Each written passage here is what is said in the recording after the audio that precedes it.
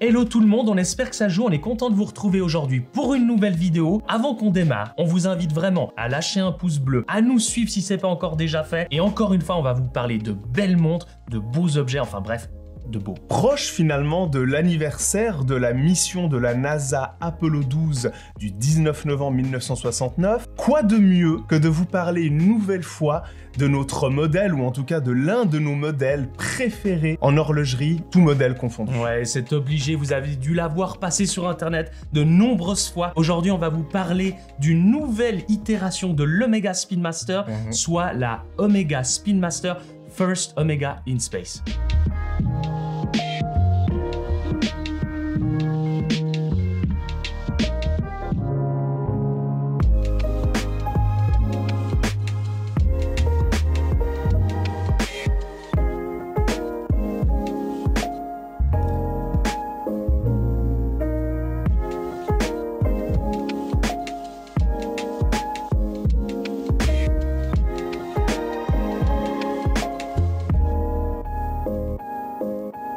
Vous le savez, on vous apprend rien, la Spin Master de chez Omega est probablement l'un des modèles en horlogerie qui possède probablement l'une des histoires les plus fascinantes et à la fois aussi très complexes. Quand on entend parler de l'Omega Spin Master, je pense que ça nous remet tout de suite le 21 juillet 1969, lors de la mission Apollo qui a permis à la première fois à un être humain de poser le pied sur la Lune. Déjà rien que par là, forcément l'Omega Spin Master est devenu un modèle iconique. Oui. On pense notamment à la Head White, tous ces modèles bien particuliers. Et c'est marrant de constater à quel point quand on parle de la Spin Master, on parle vraiment de l'histoire qui se trouve après 1969. Ouais. Mais tout ce qui se cache avant, tout ce qu'a fait la genèse de la Spin Master, qui nous a permis finalement de créer cette histoire qu'on aime tant et qu'on connaît, bah on n'en parle vraiment pas beaucoup en fait. C'est juste, et nous on en a parlé il y a 2 ans, avec la toute première naissance de la Spin Master de 1957. C'est à ce moment-là qu'Omega ont décidé de se séparer d'une mono-collection quelque part sur les modèles sportifs, soit la Seamaster, et ils ont créé la Spin Master,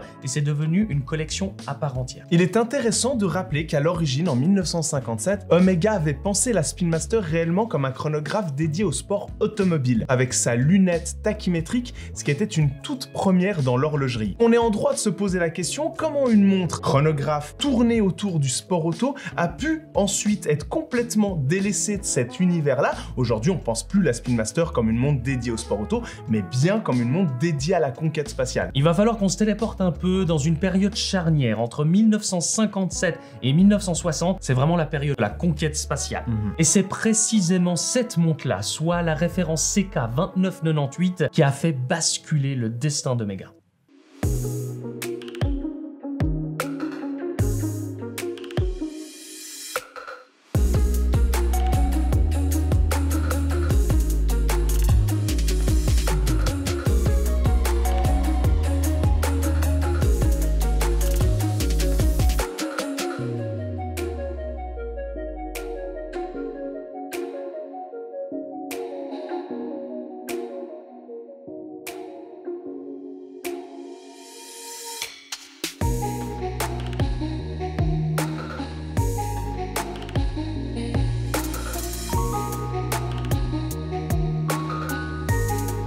Il faut revenir en 59 avec cette première itération finalement, avec cette première évolution de la Spin Master. On était sur une évolution assez douce, hein. On gardait la même carrure, les aiguilles changeaient, mais c'était assez smooth comme différence, avec justement la CK2998 en 1959. Les années passèrent et à ce moment-là, Omega était encore certain que la Spin Master était une montre encore dédiée au circuit automobile. Ouais, et jusqu'au jour où justement le destin a frappé à la porte d'Omega. Complètement. Et ça, c'est grâce à Walter Schirra, un astronaute de la NASA qui porta sa montre personnelle, soit une Omega CK2998, sur la mission de la NASA Mercury Atlas 8 Sigma 7, le 3 octobre 1962. Et grâce à l'astronaute Schirra, finalement, et à son amour personnel pour les Omega Spin Master, eh ben, cette date de 1962, le 3 octobre, résonne encore aujourd'hui comme la première fois qu'une montre Omega alla dans l'espace. Oui, à la suite de cette mission, 2 ans et demi plus tard, les astronautes demandèrent à Dick Slayton, le directeur des opérations de la NASA,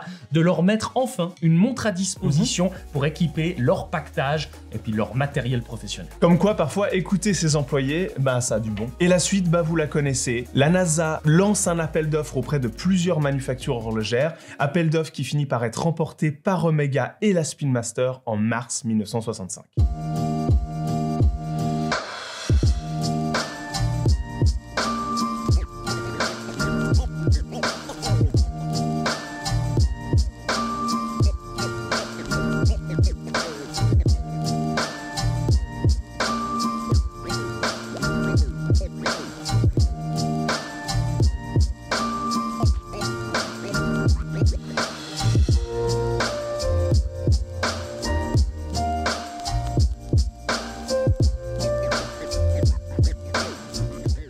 C'est fou de voir comme quoi le hasard fait bien les choses.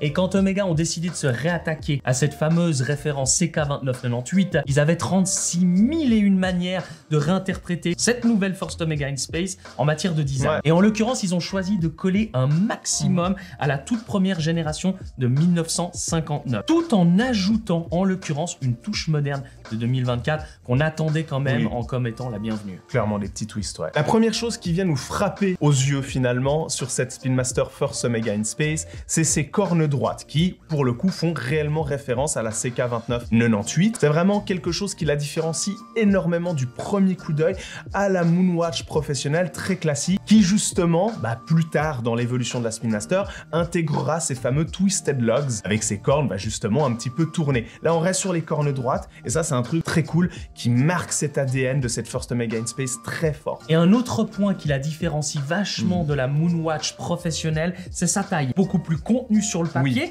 soit 39,7, mais c'est pas uniquement le papier. C'est-à-dire qu'en la posant au poignet et en la portant de nombreux jours, on s'est vraiment rendu compte qu'il y a une nette différence par rapport à ce qu'on peut ressentir en portant la Moonwatch professionnelle, qui, on le rappelle, fait 42 mm. Quand on vient avec un diamètre encore plus réduit, avec les mêmes caractéristiques de proportion, finalement, on a encore quelque chose de plus réduit. On a vraiment la sensation de porter une montre chronographe très différente de ce qu'on connaît d'habitude avec la Spin Master. Et cette nouvelle First Omega in Space vient intégrer une collection que Omega a appelée Anniversaire. On retrouvera un fond de boîte fermé avec une chouette gravure qui va nous rappeler justement la date spécifique où Walter Schirra 3 octobre 1962, sa fameuse montre. Et en plus de ça, on retrouve l'hippocampe qui nous fait clairement penser cette première collection de Spin Master en 57, là où à l'époque, on était encore dans la gamme des Seamaster, donc l'hippocampe de la Seamaster. On remarquera les aiguilles dites alpha de chez Omega qui sont de nouveau présentes sur cette nouvelle version pour indiquer l'heure, la minute et la petite seconde. On remarquera également les index qui pour le coup reprennent une patine similaire à ce qu'on pouvait avoir à l'époque avec le tritium. Et pour finir, un ajout très cool que moi j'aime beaucoup, l'ancien logo Omega, vraiment vintage, qu'on va retrouver à midi. Et en plus de ça, le petit twist qui fait plaisir, un peu historique hommage, on va retrouver ce logo gravé au centre du verre saphir. Ouais, c'est juste. Et parlons-en de ce verre saphir.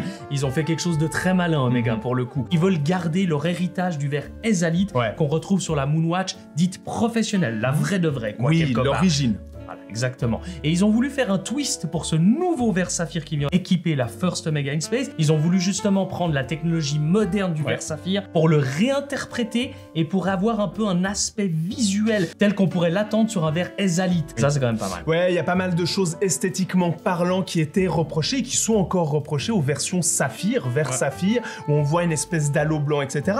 Il y en a qui aiment, il y en a qui aiment pas. C'est pour ça qu'il y en a qui préfèrent finalement le verre Ezalite. Et justement, Omega ont été très ingénieux, comme ils savent le faire, c'est une de leurs nombreuses forces, mais ils ont réussi à twister le tout en créant en fait un nouveau verre saphir qui, comme l'a dit Jonas, reprend ses caractéristiques esthétiques du Ezalite. Pour revenir sur l'évolution finalement de cette dernière version de 2024, on remarquera que l'aiguille du chronographe ainsi que les deux aiguilles du compteur du chronographe sont quant à elles blanches. Et je trouve que c'est vraiment un moyen d'appuyer de la part d'Omega que c'est des aiguilles qui sont destinées au réglage, au calcul du chronographe. Et c'est quand même le bienvenu, ça. Ouais, ça sépare vraiment les deux lectures. La lecture de l'heure finalement de la montre au quotidien et la lecture de la fonction chrono. Son chrono. Exactement. Et le tout, toutes ces aiguilles reposent sur un très beau cadran soleillé qu'Omega vient de créer vraiment pour cette réédition de la First Omega in Space. Alors là, c'est intéressant parce que historiquement, il s'inspire des vieux cadrans qui à l'époque étaient noirs, mais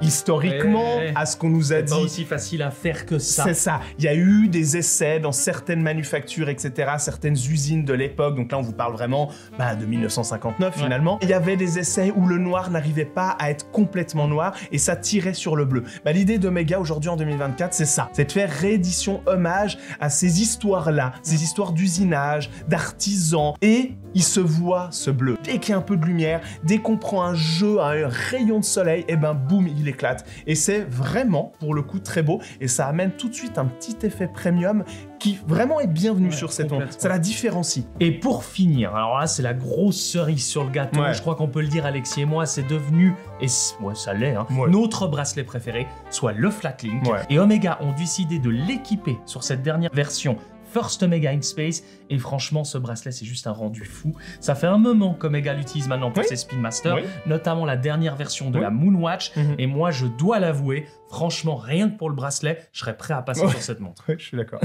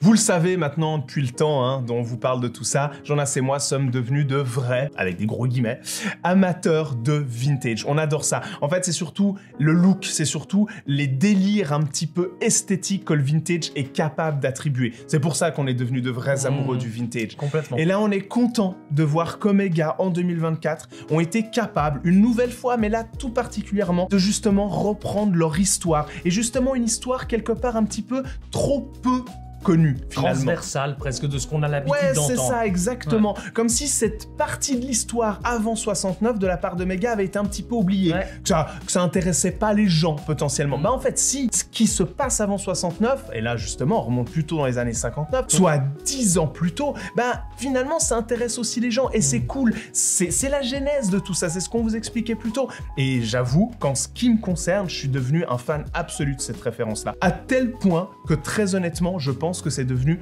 ma Spin Master préférée du catalogue Omega.